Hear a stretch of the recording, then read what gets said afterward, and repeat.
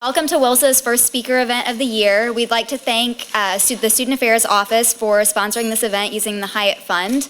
We appreciate it. And we're excited to welcome Dr. Martha Burk, political psychologist, former chair of the National Council of Women's Organizations, and author of Your Money in Your Life, The High Stakes for Women Voters in 2008 and Beyond. Today, Dr. Burk will encourage women to confront candidates with the issues that they care about so that we, not just as a group, but as individuals, can make informed decisions and choose candidates based upon how they reflect our personal viewpoints. Dr. Burk has worked to promote many issues of vital importance to women, including employment discrimination, proper child care, paid family leave, and the exclusion of women from private organizations such as the Augusta National Golf Club. Today's discussion will focus on the progress made in these areas, as well as the substantial work that remains to be done. We hope that you leave with the desire to research the issues you care about, confront the candidates with your questions, and ultimately exercise your right to vote with the feeling that you made an informed decision. Thank you for coming, and we hope you enjoy today's discussion.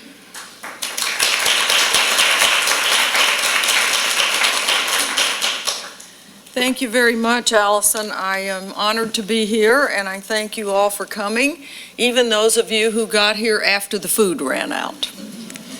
So I am here to talk about what's at stake for women in 08 and beyond. And what I'm going to talk to you about is based on this book that I wrote this spring. And somebody said, how long did it take you to write the book? And I said 60 days and 30 years. Because that's been about how long it's been since women have been in the modern struggle to gain equality with men. How many people in this room, and thank you men for coming, those of you that are here, I'm delighted to see you. How many of you believe in the social, political, economic equality between women and men? Anybody? Almost everybody. Thank you. It's always good to know that I'm speaking to a feminist audience because you have just affirmed the formal definition of feminism.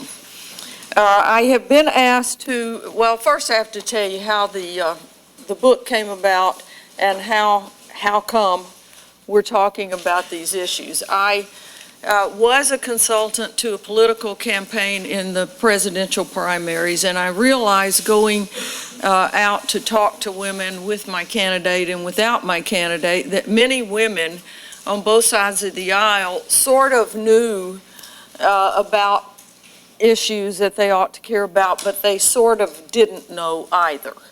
And so I came home and said to my husband, you know, I think there is a need for a book that would sort of lay out the issues for women, not in a policy wonk way, because women don't and men don't have time to read that stuff in this depth, but just something that's sort of quick and an easy read, but lays out what has happened in the past and where we probably want to think about going in the future. And so I started to write the book, and I am an editor for Ms. Magazine, and Ms. decided that they would endorse the book as long as it didn't talk about specific candidates, because they are a nonprofit magazine. And I said, no, it's not about any candidate, but it's about all the candidates, and none of them by name. It's just, what are you going to ask your candidate?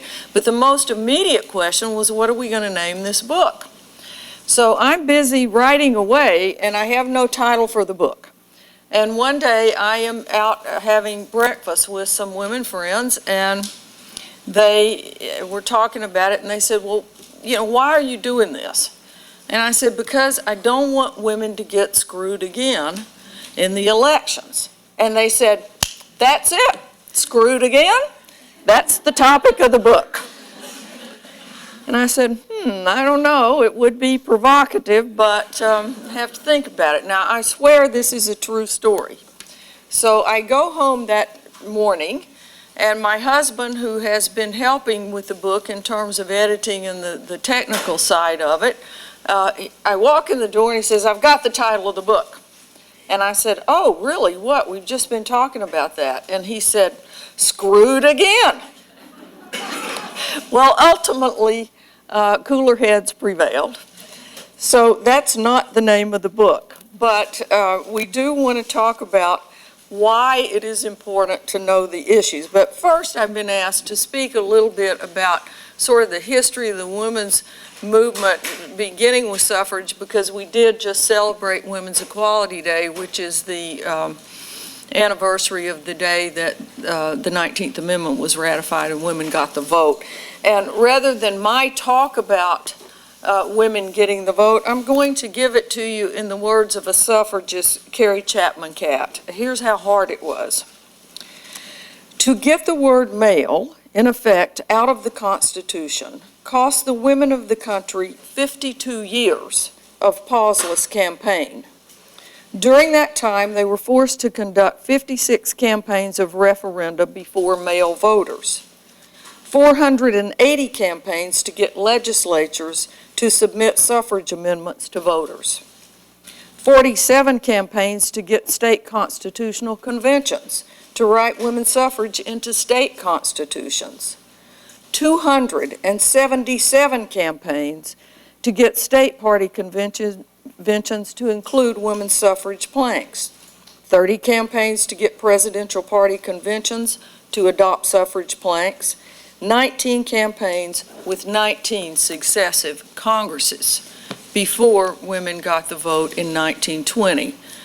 They were tired when they finally did get the vote. So what happened? What happened? Why did it take so long? Well, lots of people just thought women didn't need the vote. And lots of others argued, well, why should women vote? They're just going to do what their husbands tell them to do anyway. So just let their husbands vote and, you know, the whole problem's solved and we only have to count half the votes. And fortunately or unfortunately, that was sort of true for a long time. The women's vote did not emerge as any kind of significant political factor until 1980. Ronald Reagan was running for president. He was, the Republicans had the Equal Rights Amendment for women in their platform since 1940. In 1980, they took it out. Reagan won the election, but for the first time since women got the vote, a significant gender gap emerged. And what did that mean? Well, it was sort of a perfect storm. That was the year that women surpassed men in the general population. It was the year that women surpassed men in voter registration, and women surpassed men in turnout. So even though most women voted for his opponent, there was a gender gap. Men voted one way, women voted the other. The gender gap has never gone away since 1980. It's been with us in every election. Some years it's larger than other years, but women have consistently voted differently than men since 1980. What does that mean? It means that women are the majority and women can control any election. Do they? No, because they still don't all vote together, but there is that potential. And what I always say is the reason I talk to audiences of women and the men that care about the women in their lives is I want you to vote smart. Know who and what you are voting for. Vote your own interest. As a voter, well, the first question I'm asked is, isn't that selfish? Voting your own interest, isn't there something wrong with that? Well, let's see. Is it selfish?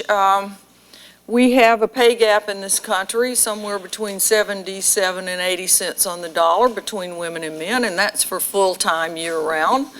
I don't think that's selfish, and I don't think it is female-centered anymore. It is a family issue.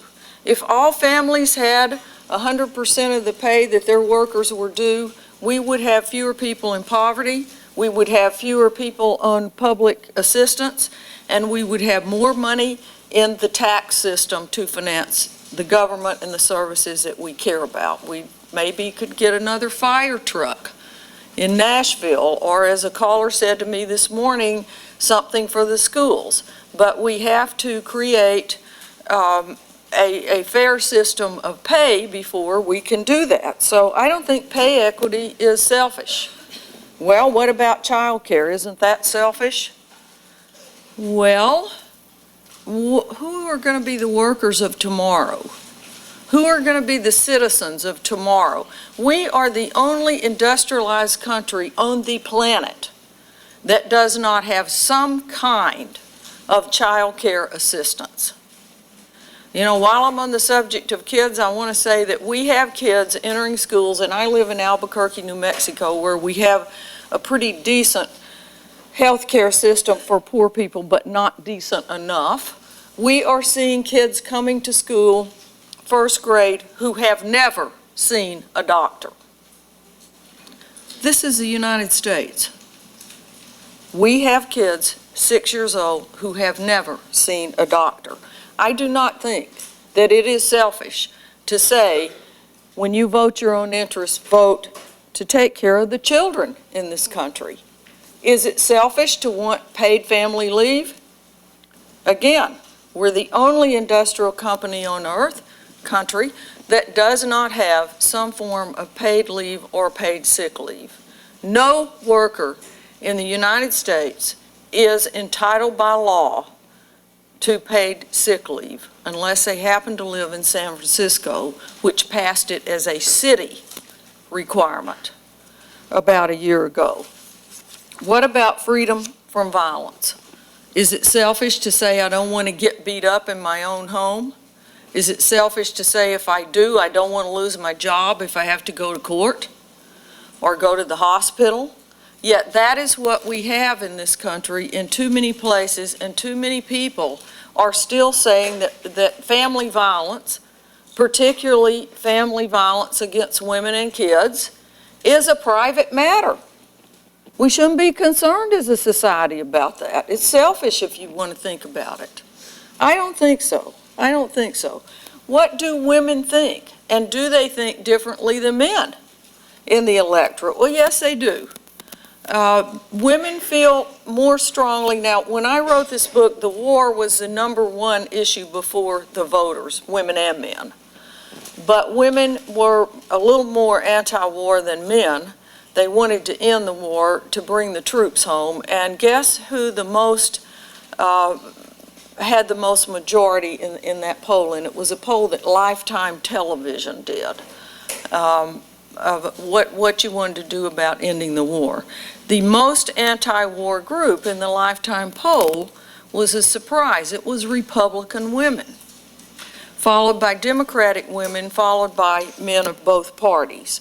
So while women and men agree on some things, they agree to different degrees. Women are more worried about the economy than men. The economy is now emerged as the #1 issue for all the voters. But women are more concerned about the economy on a personal level. Will I lose my home? Will I lose my job? If I have health insurance, will I lose that because I lose my job? And speaking of losing your home, the majority of people caught in the subprime mortgage crisis are women. And that majority is women of color. We have learned through research at Ms. Magazine that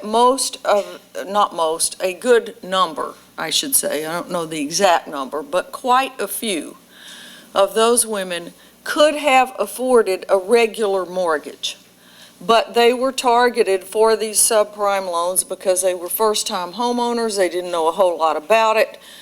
They took the word of the person in the business suit across the table from them, and they got stuck with these mortgages. So when you think of women's issues, you know, a lot of people think, well, it's all about reproductive rights or child care or family leave. These are all women's issues. So is the housing crisis. So is the fuel crisis. So is the war. So is health care. And women do think about these differently than men. Health care is something that 47 million people in this country do not have. And most of them are women and kids. Why is that? Because women, due to family responsibilities, often do not have a job that provides health care. Or companies will employ people, women and men alike, just under the time per week where they have to provide benefits. They keep them on that sort of permanent part-time basis. And so women are without health care more so than men. As far as poor women, they do have a health care of last resort. It's called Medicaid. And over the last 8 years, there have been co-pays put in for Medicaid. Now, if you're making $6.35 an hour, it's pretty darn hard to pay even a $10 copay for this medical care of last resort. And so what we are seeing is that women and their children are going without health care because they can't pay the copays. So my thought is, look, we need to confront all of the politicians on both sides of the aisle about what we care about and find out where they stand. And so I have constructed a piece of work that says, here's some questions to ask your candidate. You know, think about what you stand for and find out what they stand for. And then ask them some questions. And do not fall for the bait and switch. The bait and switch is the kind of issues that most people do not name when asked about priorities for the United States of America. Guns, gays, abortion, flag burning, tort reform, building a fence along the border. If you look at how people respond when pollsters ask them, without giving them a list, just an open-ended question, what do you think the most serious problem confronting this country today is? How many do you think list gun control, for example? 1%. How many list building a fence along the U.S.-Mexican border? 2%. How many mention a constitutional amendment to ban gay marriage? Under 1%. Yet, you will hear candidates of all stripes talking about these issues. I don't think too many people in this country, regardless of how you feel about the issue, whether you are a staunch First Amendment person or whether you are a staunch defender of the flag, I don't think too many people get up in the morning and say, oh my God, I hope nobody burns a flag today. Anybody do that this morning? Did you wake up, that's the first thing you thought of? I don't think so. Probably you thought, I wonder how much gas is going to be today.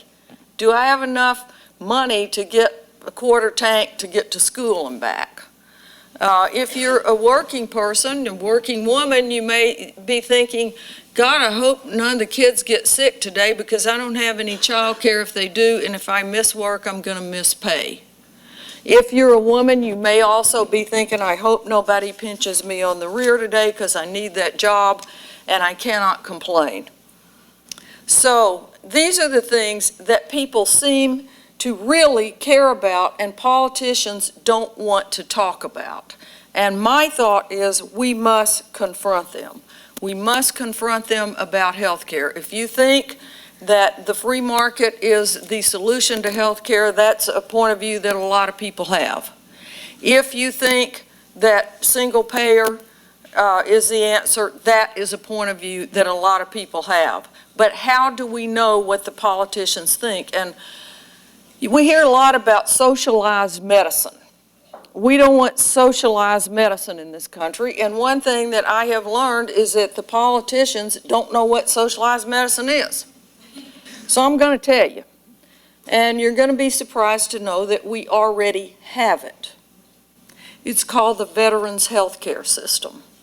The military health care system is a system of socialized medicine, the definition of which is that the government owns the health facilities and the government employs and writes the paycheck for the health care professionals. That is the definition of socialized medicine.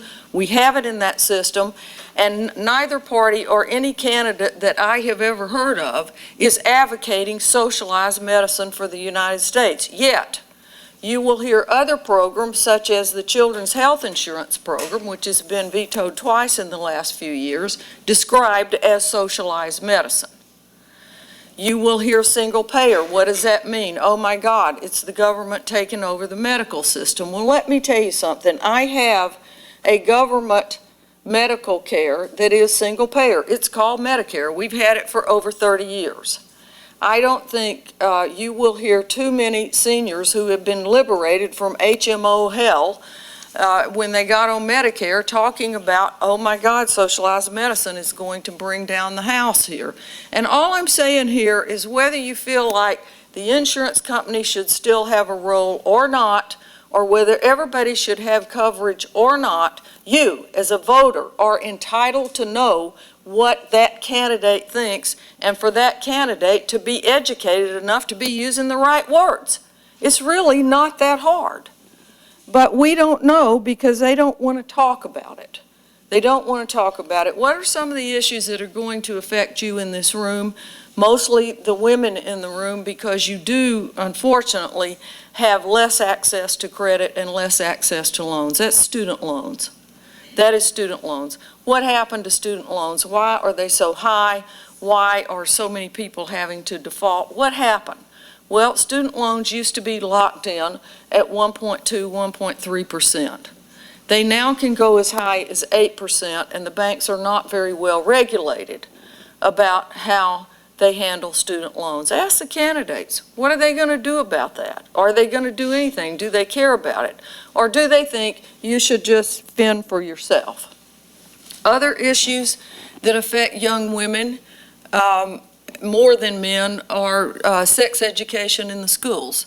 We're now spending $170 million tax dollars a year on abstinence-only sex education.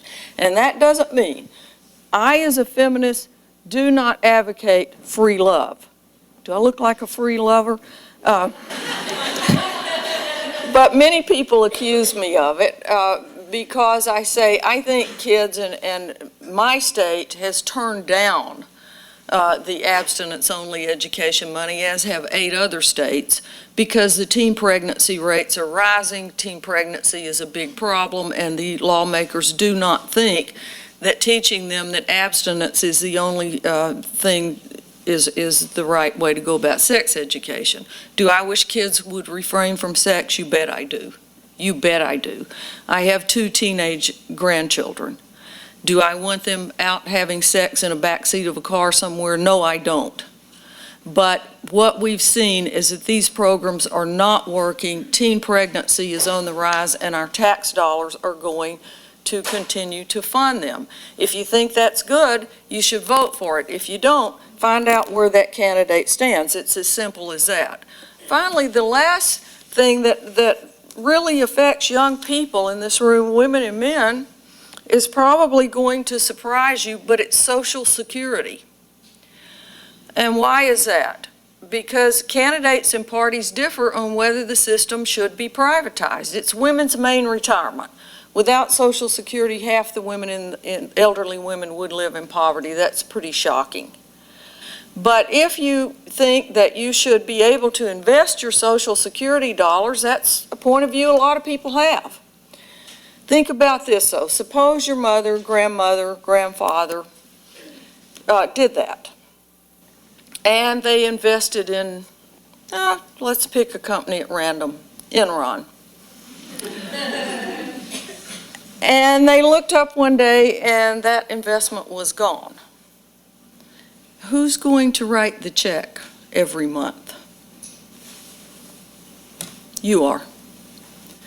So look behind that rhetoric and think, what is the end consequence of this policy, and make that politician talk to you about it. We have so many issues that everybody, I think, can agree on, regardless of party, that need to be addressed. I've already mentioned 3 of them: child care, pay equity, and violence in the family. Now, I want to hire somebody. I want to hire one person. Well, she's not actually a person. I want to hire Tinkerbell. And I want to hire Tinkerbell to fly all around the world some night and sprinkle her magic dust. And when we wake up in the morning, all of the children are the responsibility of the men in the world. And by noon, we will have childcare on every corner.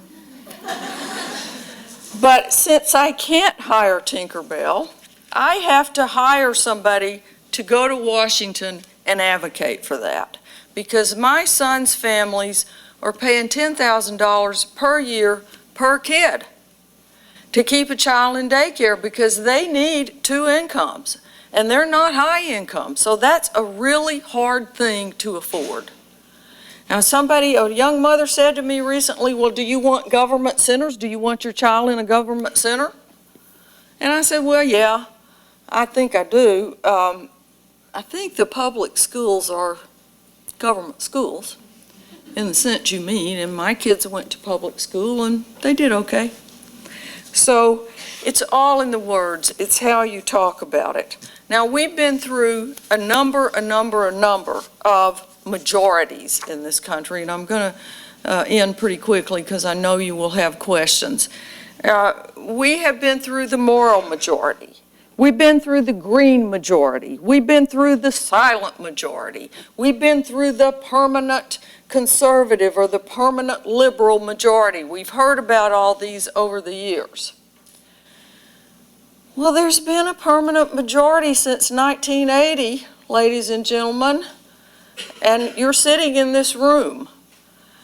So we don't need another permanent majority. We need a permanent majority of women and men who will look at the issues, look at the candidates, and confront them. Now, this morning on this radio show I got a lot of call-ins, as you can imagine, about different candidates and what they might stand for or not. And people will say, well, I'm not sure where this person stands, and I can't find out. There's nothing on his or her website. I can't go to a town hall meeting, and they never speak on TV. And so what I say, and I do reprint the platforms without comment in the book, is go look at their party platform. You are likely to find some issues you care about, and they're pretty clear on where the party stands. Now, it's not a perfect blueprint for where an individual candidate will stand, but it's pretty good.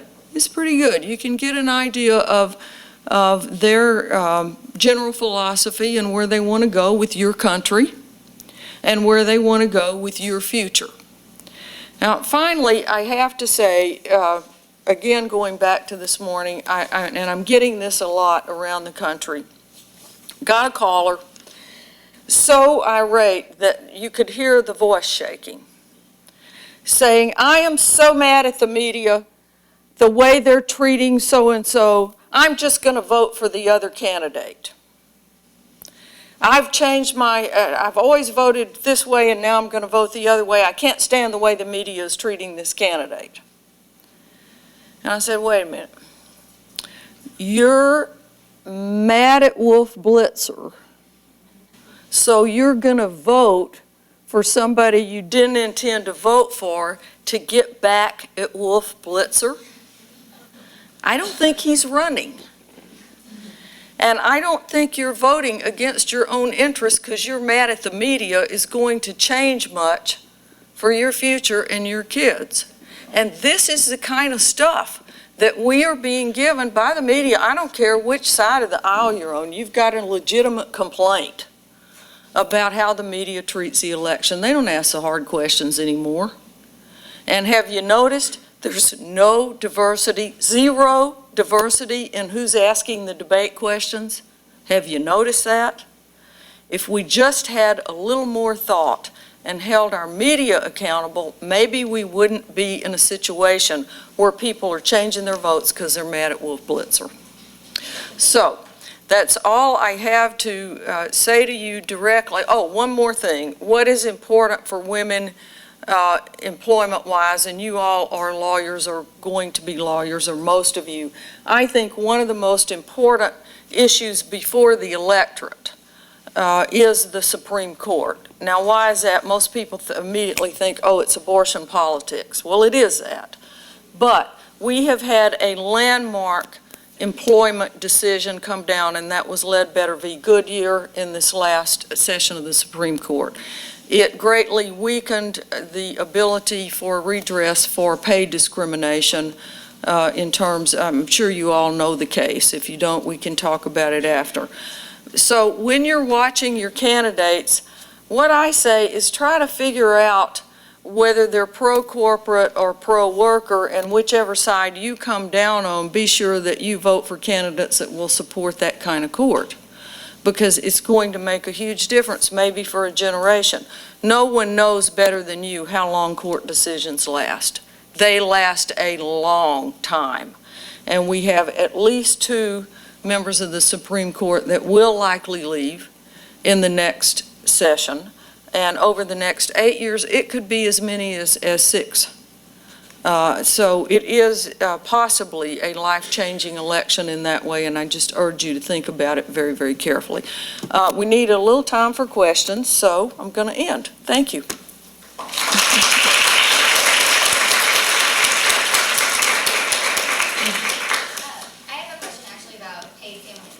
And I know a lot of us in the room, especially people that were first years last year, have had a lot of experience researching the Family and Medical Leave Act. And I'm wondering if it's more of an issue, not so much that there aren't legal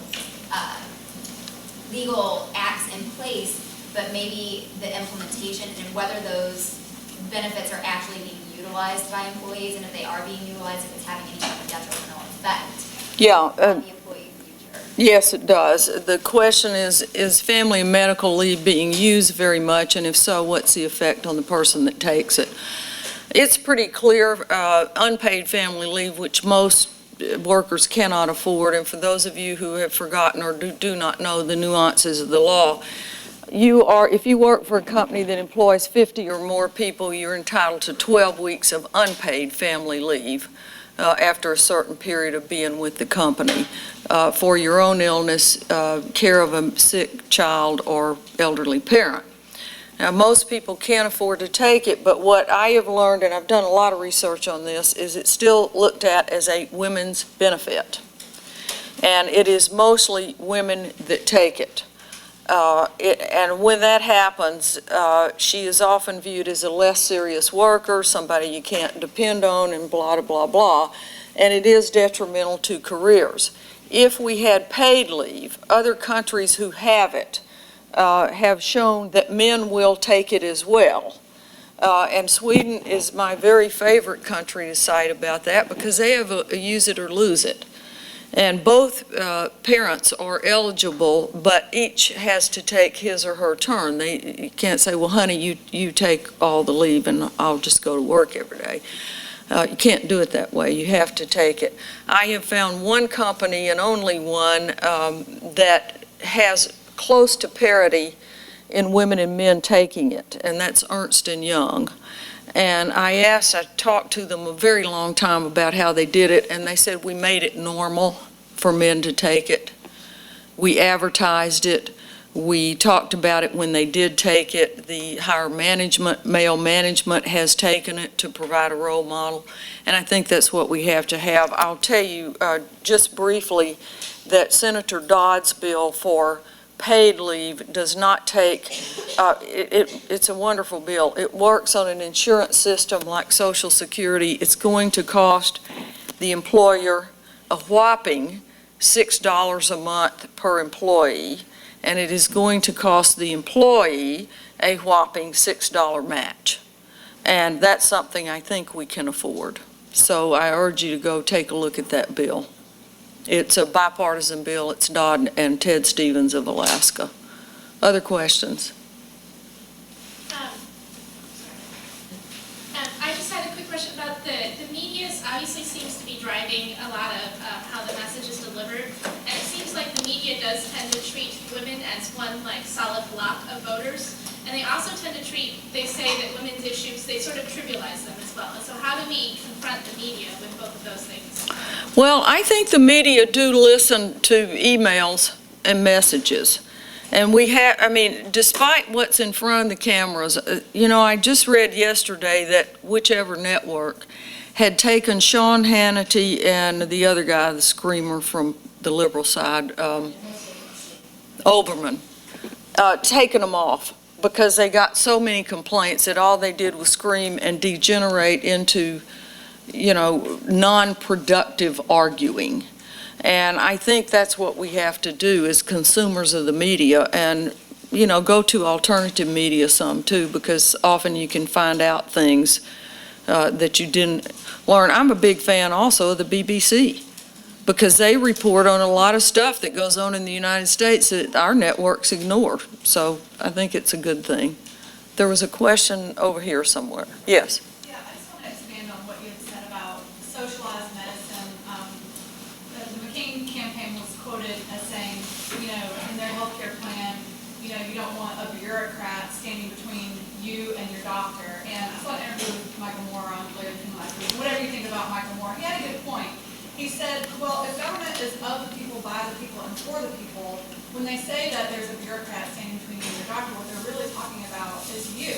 And so it's kind of an insult when you kind of denigrate the government as this big thing. And so what are the origins of that rhetoric, and why do you think it's so effective with people that they're afraid of government takeover of, programs, and there have been effective programs like Social Security and Medicare? Yeah, it's a very good question, and I don't know the answer as to what the origin of the rhetoric is. I know that we operate in this country on some kind of assumption that private sector is always better and always more efficient, and I think what we're seeing with Fannie Mae and Freddie Mac sort of contradicts that.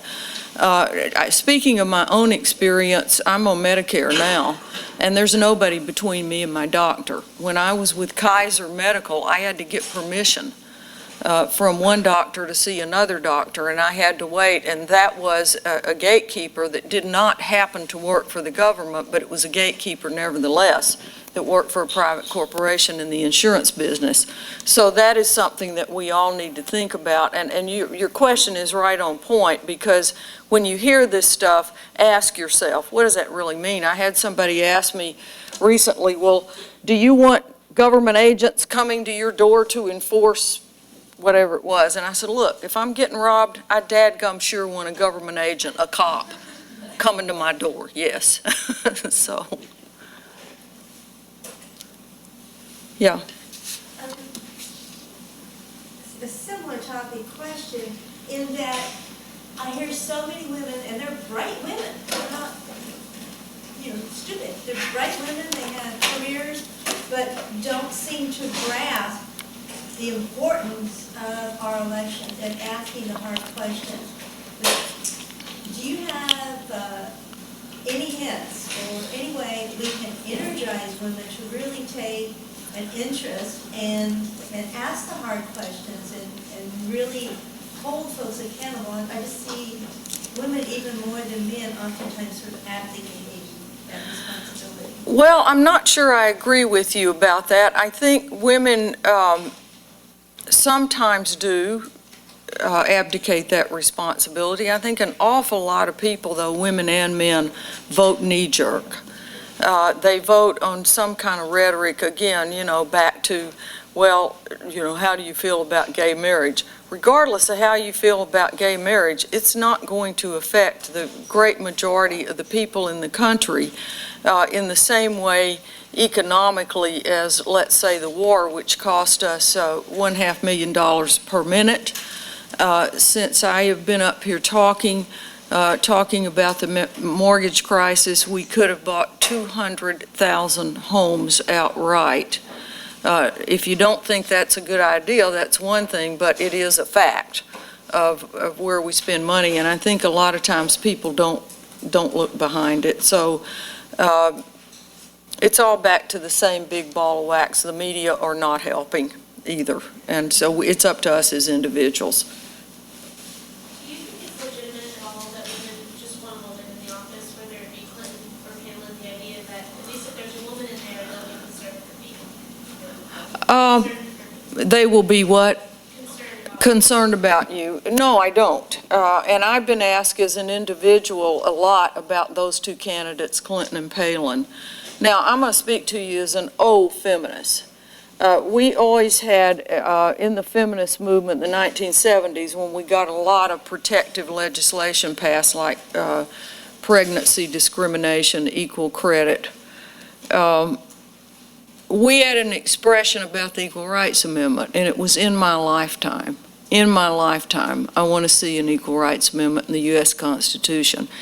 And a lot of older women have that feeling about Hillary Clinton. In my lifetime, I want to see a woman president of the United States, and she happened to be in alignment philosophically with many women. I do not think that most women are going to vote for a woman just because she's a woman, but if she is a woman who also shares their views, that is when the intersection comes together. I think it'll be very interesting. It's on all of our minds to see how this election plays out gender-wise. There's a lot of sex discrimination out there against candidates. That was actually going to be my next question. As far as going back to the media and their portrayal of candidates, what can be done to dispel the images of women being seen as aggressive or hostile in a certain situation, and men in the same respect being seen as strong? And how can we get rid of that stereotype? You know, that is a very good question. I interviewed Susie Orman for my magazine last week. And this came up not in the context of candidates, but of women in corporate America. It's the same problem. And she said, rather naively, in my opinion, well, women just don't negotiate hard enough. If they did, they would be paid the same as men. And I said, Susie, it's been in Business Week in the last 4 months. There was a study that women who negotiate either don't get hired or they're seen as pushy bitches and they're going to cause trouble once they do get hired. And that is a cultural thing. And I will have to say that we have to get more women into positions where it is seen as normal for women to run. You know, why are we having this discussion about the women candidates? Because they're so rare. You know, it's still a novelty. Jesus, it's 2008. Why is it still a novelty for a woman to be seeking the highest couple of offices in the land? It's a cultural issue that we have to overcome. And I was talking to Laura Listwood, who runs the Council on Women World Leaders, and she hobnobs with all of the women heads of state in the world, and she's done a lot of study about parliaments and about governments in general and where how many women are at the top. And what she has told me is there's not a single country who has a lot of women in leadership that does not have some kind of quota system in place.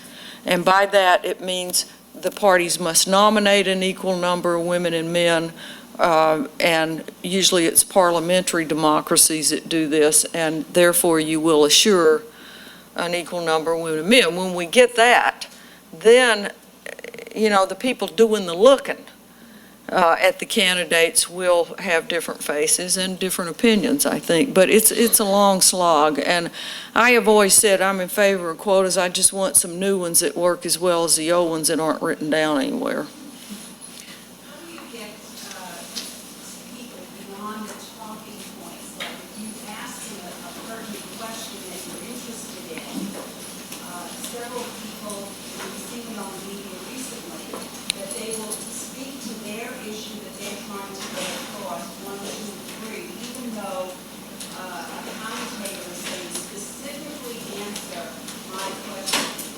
And we've seen certain candidates who are going around that are repeating the rhetoric of their acceptance speeches, and we still do not know where they stand on certain issues.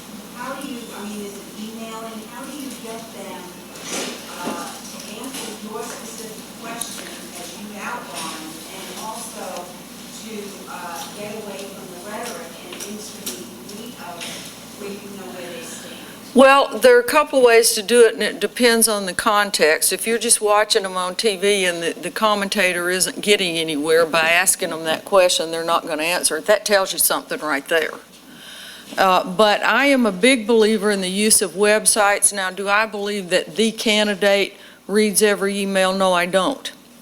But the candidate has somebody who is reading those emails, and they're keeping score. And the same thing is true with calls to Capitol Hill. If you happen to find yourself in a situation like a town hall meeting, you should not shrink from saying, sir, madam, you're not answering my question. what I ask you is, and if they still don't want to answer, that's an answer. One more.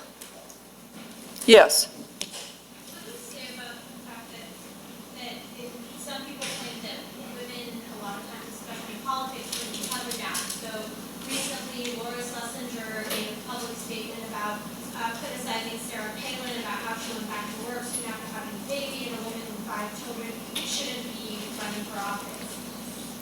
Well, they don't ever say a man with 5 children shouldn't be running for office. And so I think we have to be vigilant for sexism regardless of who is being criticized and for what. And Laura Bush actually made that point during the Republican convention, and I rarely agree with Laura Bush on issues, but I certainly agreed with her on this. She said they don't ask men with 5 kids what they're doing running for office. Nobody is questioning whether Senator Obama can be a good father and a good president. They just don't do it. Now, having said that, I have another sort of bone to pick with all of the politicians, because what we're hearing on both sides is family is off limits. You can't say anything about the kids. You can't say anything about, what was Clinton's brother? Bubba, whatever. You can't do that anymore. Family is off limits. Fine. Let's keep family off limits. So let's keep family off the stage. Let's don't use our families as props. Let's don't parade those kids out there when it's convenient and then say you can't talk about them when it's inconvenient. It's a double standard, and I think it underestimates the intelligence of the electorate. So they have to make up their mind. Is their family going to be an asset? Do they want their family off limits? And that goes for all of them. So I said last question, but I think you had one here. Given what you said about the polling showing that Republican women are the most anti-war group in the voter pool, is there anything in the Republican platform that matches that? I have not seen the new platform in its entirety. I admit I've been traveling since it was passed last week in the election. I know in the 2004 platform, they reaffirmed their commitment to staying in Iraq. And I would urge all of you to get on the web and look at the final platform as it is passed. And I'm wondering how much attention they're paid to that poll. It was a shock to me when I learned of it, especially since Lifetime Television did it. I will be here a few more minutes. I have books for those of you who would like to have one. They are $16. I hope it won't break you, and I'll pay the tax. I'll also answer any other questions you have, but I know some of you have classes to get to and studies to do. Thank you very much.